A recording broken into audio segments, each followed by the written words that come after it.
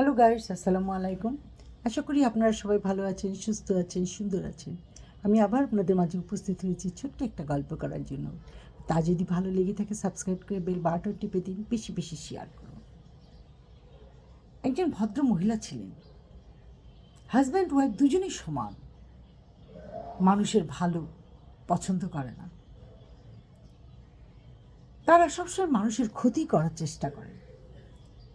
এলাকার কোনো মেয়েকে বা কোনো ছেলেকে যদি কেউ দেখতে আসে, বিয়ের প্রস্তাব নিয়ে আসে, তাহলেই স্বামী স্ত্রী দুজনে মিলে সেই বিয়েটা ভেঙে দেয়। এমনভাবে ভেঙে দেয় যেন তারা কিছুই করেনি।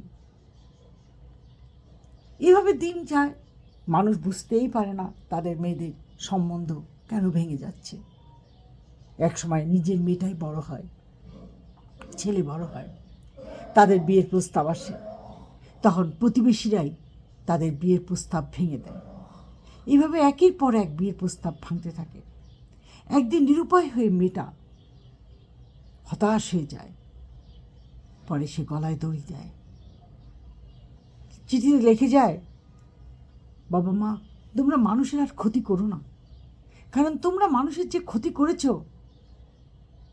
সেই ক্ষতির শিকার আমরা দুই ভাই বোন হয়েছি।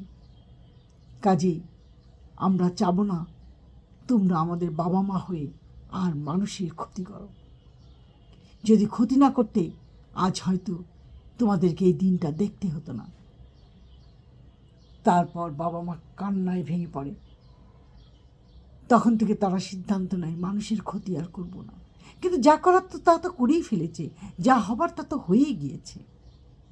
তাই বলছি, মানুষের ক্ষতি কোনো দিন করেন না, সেই ক্ষতি নিজেরই হয়। আজ এই পর্যন্ত। ভালো থাকেন, সুস্থ থাকেন, আল্লাহ হাফেজ।